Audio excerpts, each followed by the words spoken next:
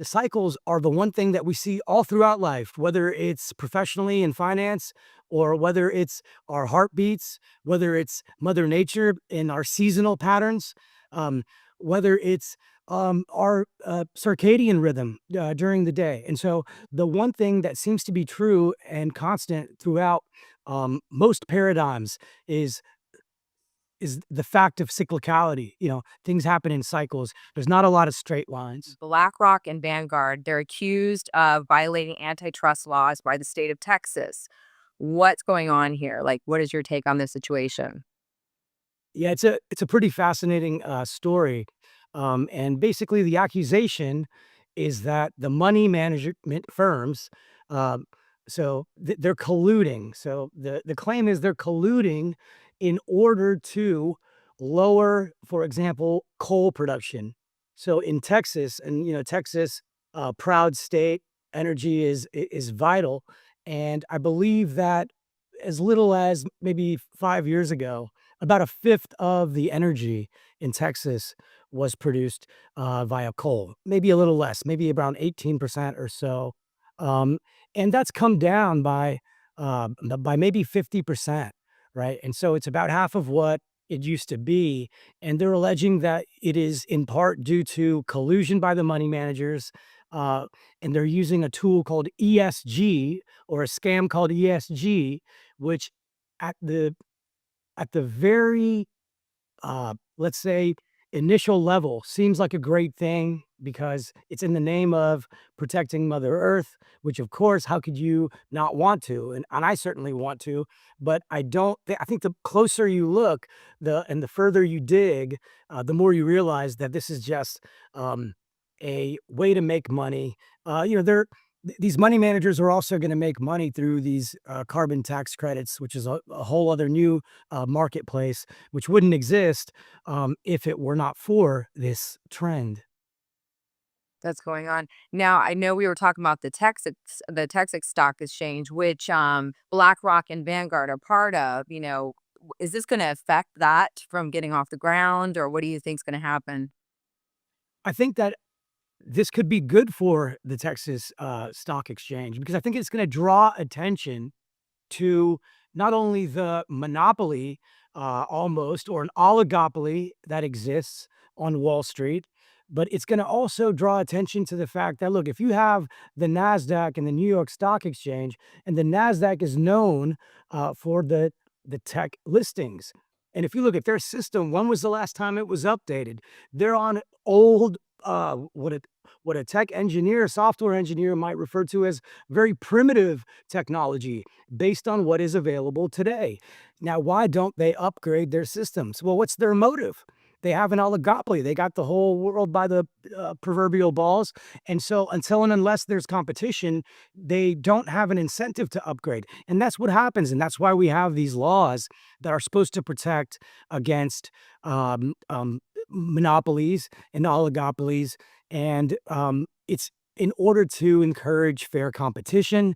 And I think the Texas Stock Exchange is going to be some of the most fair competition in finance that we've seen in quite some time.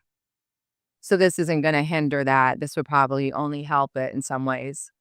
I think so. I think it's going to help in the sense that the people that are understanding the compliance cost and the non-financial sense of some of these ESG policies, and they're based on pseudoscience for the most part. I think there was record low temperatures in Iceland just last week, and so what we have to understand is that everything happens in cycles, and it's easy to show a chart that looks like a hockey stick, but where's your beginning? What if you doubled the time frame? What if you 10x the time frame? Okay. And these are the types of things that are never discussed in the mainstream media. And anyone that tries to discuss them, and I guess this is a test case, they're labeled as a climate change denier and this and that. And all we're doing is asking questions. I'm not denying anything. I'm asking a question. Why can we not talk about a further timescale? When someone shows me a 1-year chart, okay, what's your point? What's a 10-year look like? Give me the inception to date. right? I want to see everything. The more we can see, the more we can understand about something. Right, especially when you're talking about finance, you're talking about cycles, of ups and downs and how, it's gonna affect, different types of things like interest rates and everything else. That makes sense. Right, but also, the cycles are the one thing that we see all throughout life, whether it's professionally in finance or whether it's our heartbeats, whether it's Mother Nature in our seasonal patterns, um, whether it's our circadian rhythm during the day. And so, the one thing that seems to be true and constant throughout most paradigms is the fact of cyclicality. Things happen in cycles. There's not a lot of straight lines. That's true, definitely. And I know another thing, which is an energy consumer and something that's growing at like an exponential rate, is the AI technology. And there was a story too that is saying that the AI boom and how it's likely to fuel kind of a Wild West era. That Dallas-based Texas Pacific Land Corporation, they saw incredible stock profits, and that has something to do with a trust, right? That's in Texas. It's a very old trust, and this trust owns a lot of land. And the land is valuable. Well, first of all, it's valuable now, and the story is, of course, about the great jump in value. But before it jumped in value, it was depressed for a while, and that has to do with the fact that um, there's not much out there, right? Except for what? Natural gas, cheap natural gas.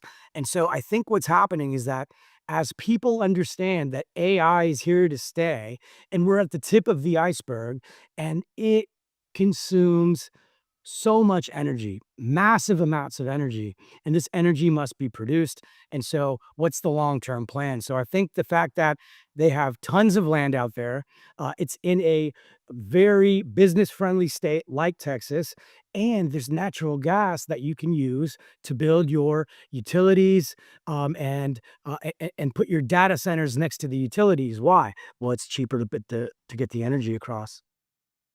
And that will help. Will that help the state of Texas overall as well as far as utilities and other things in the future? Absolutely. You know what?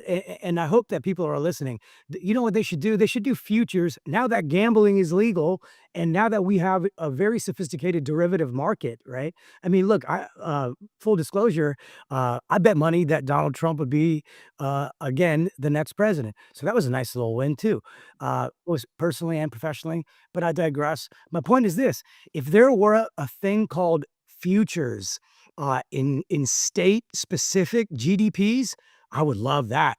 And you would see Texas and Florida um, futures be rising because the future is very bright for the states of Texas and Florida.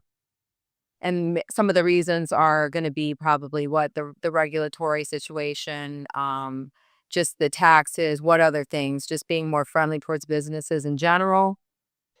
So it's a good point. So it's going to be mostly a continuation of what we have been seeing before, as people were trying to and continue to try to escape states that don't understand business, states that don't reward uh, productivity, ingenuity, um, and make it more difficult to do research, technology, to build and to buy. I know Trump, Texas is going to give land. They're giving land towards, and this is going to be for when they start with trying to oh my gosh, I'm like having a block. Look, to help with the immigration crisis, Yeah, right? when In other Texas is words, gonna start helping with the immigration situation, they are going to, give land to Trump. I guess they're gonna donate, a certain amount of land. Now, what is this now, I know some people are not they're saying it's gonna be like I've heard in the past, like, it's a concentration camp. It's gonna be like something that's negative and that type of thing. But what I mean, we do have to have a place, just like Guantanamo Bay or different things, we have to have a place to process, find out who's here, and do all those things. So what is how is this gonna be important, basically? sure, and so, one is, yeah, you're gonna definitely hear the media make those comparisons, but But to your point, yes, we do need a place, and we already have places like that, right? If something bad happens, you go to the police department. Sometimes you did something bad, sometimes somebody else did something bad to you. You still go to the police department, right? And we need to do more policing because there's not been enough policing done recently, right? And not only recently, more than recently, right? Because it's not just the immigration issue, but there was the defund the police issue prior to that. And so we have had these systemic failures over more than one administration, and things that have not only grown but exponentially grown. And we have to do something. And it doesn't necessarily need to be a negative, right? Because here's what is negative: the child trafficking, right? The violence. I read a statistic, I think 30% of the females that are crossing through the borders experience some sort of sexual abuse. So I would say that that's what we got to solve. So if that means that we need to put up some fences and they have to wait in line for a few hours, we used to call that a ball game or a concert. Now it's not going to be a ball game for them. It's not going to be a concert, but it's going to protect them, some of them, and most of us. And that is the job of our government. The children are another one that's, being affected. So, yeah, I definitely agree. And they need to, so it's just going to be a place where they can start doing more of like the checks and balances, seeing who's coming in, are they supposed to be here, that type of thing. So we can start really getting this under control. And So, also, oh, go ahead. well, I just want to mention because it's something that I'm glad you brought up, and a lot of other people are not bringing it up. What's happening is after they take advantage of them, they leave them. Why do they do that? Because they know they won't survive. So for them, it's that the victim or the eyewitness won't survive. It's evil. It's evil in every sense of the word. And the fact that all Texas is trying to do is help President Trump execute the law that was already in place before, that every major nation and even minor nation would want, which is you must have. Otherwise, what's the point of having a nation if you don't have a border? Then it's just merge with the other one. The last thing that any real American wants to do is merge with Justin Trudeau's country. I'll tell you that much. Yeah, and I know AI too is supposed to, Trump had mentioned something about AI is going to play a role in the immigration process as well. They're thinking that that can aid in helping them, just with doing the intakes and being able to kind of do the job that they have at hand. 100% agree. And I think Palantir is going to do a lot to once again help the country. Palantir gets a bad rap. Maybe it deserves part of it. I don't.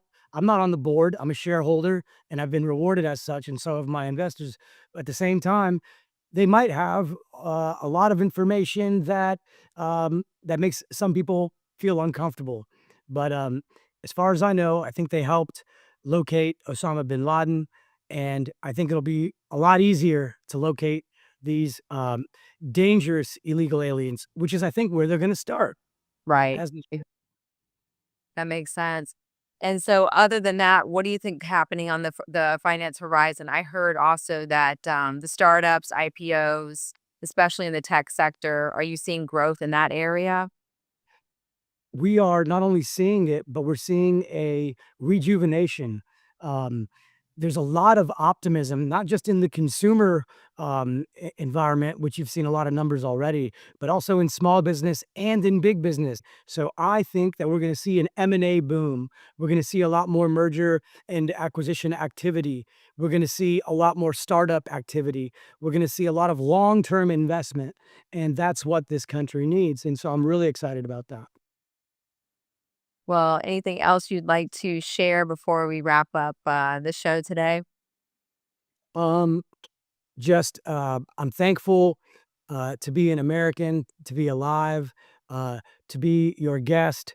I'm thankful for our audience. I'm thankful for my assistant Julia, my beautiful dog Raven, my family, my friends, and it's a great time to be alive, to be an American, and to be an investor.